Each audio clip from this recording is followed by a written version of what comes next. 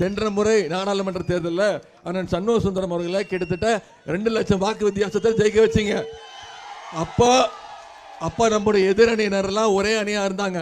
இப்போ 2 அணியாக பிரிஞ்சு நாடகம் ஆடிட்டு எதிர்க்கிற மாதிரி வராங்க. அது மட்டும் இல்லை, இந்த 3 வருஷ திராவிட மாடல் அரசில் நம்முடைய தமிழக முதலமைச்சர் அவர்கள் பல்வேறு திட்டங்களை நிறைவேற்றிருக்கிறாங்க, கொடுத்த வாக்குறுதிகளை செஞ்சிருக்கிறாங்க.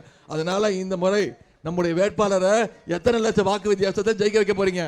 ஏன்னா அவர் தமிழ்நாட்டு மக்களை மதிக்கிறதே கிடையாது. வெறும் தேர்தல் மட்டும்தான் வருவார். நம்முடைய மாநில உரிமைகள் அத்தனையும் பறிச்சுட்டாரு. அதிமுக அடிமைகள் இருக்கும்போது இந்த 4 வருஷத்துல பாதம் தாங்கி பழனிசாமி இருக்காருல்ல, எடப்பாடி பழனிசாமி இல்ல, பாதம் தாங்கி பழனிசாமி தலைவர் செல்ல பெருசிருக்கார். அவர் தமிழ்நாட்டுடைய மக்களுடைய அனைத்து உரிமைகள், மொழி உரிமை, கல்வி உரிமை, நிதி உரிமை, மாநிலத்தோட அத்தனை உரிமைகளையும் ஒன்றிய பாஜக கிட்ட அடகு வச்சுட்டாரு. ஏன் அவர் அப்படி பண்ணாரு தெரியுங்களா? ஏன்னா நீங்க தேர்ந்தெடுத்தீங்களா? திரு பாதம் தாங்கி பழனிசாமியை நீங்க முதலமைச்சராக தேர்ந்தெடுத்தீங்களா? பின்ன அவர் எப்படி முதலமைச்சரானாரு? நீங்க எல்லாம் மறந்துக்க மாட்டீங்க. இதான் தெரியுதாமா யாருன்னு? கீழே படுத்திருக்காரு, யாருன்னு தெரியுதா? முட்டி போட்டு படுத்திருக்காருல்ல, இவர்தான் முன்னாள் முதலமைச்சர், இப்போ எதிர்கட்சி தலைவர். இது மாதிரி ஒரு போட்டோ உலக வரலாற்றிலே எங்கேயுமே கிடைக்காது. ஒரு முதலமைச்சர்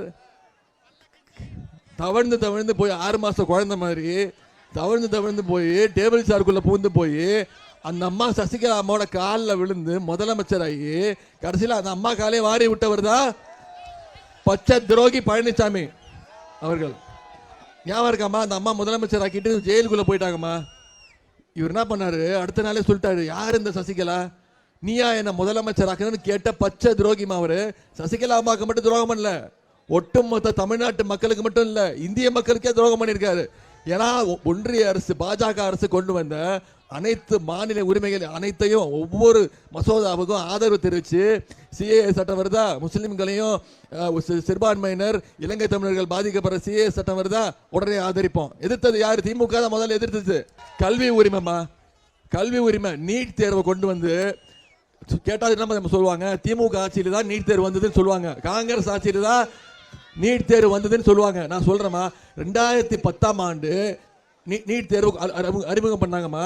அப்போ முதலமைச்சர் கலைஞர் அவர் தமிழ்நாட்டுக்குள்ள நீட் தேர்வு அனுமதிக்கவே இல்லை.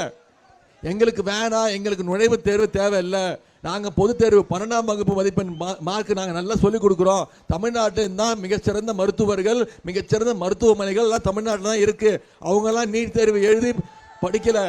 அதனால நுழைவுத் தேர்வை ரத்து செஞ்சு கிராமப்புறங்கள்லேருந்து ஏழை எளிய மாணவர்கள் டாக்டர்ஸ் ஆகணும்னு நுழைவுத் தேர்வை ரத்து பண்ணவர் டாக்டர் கலைஞர். செய்திகளை உடனுக்குடனும் துல்லியமாகவும் தெரிந்து கொள்ள சப்ஸ்கிரைப் பண்ணுங்க.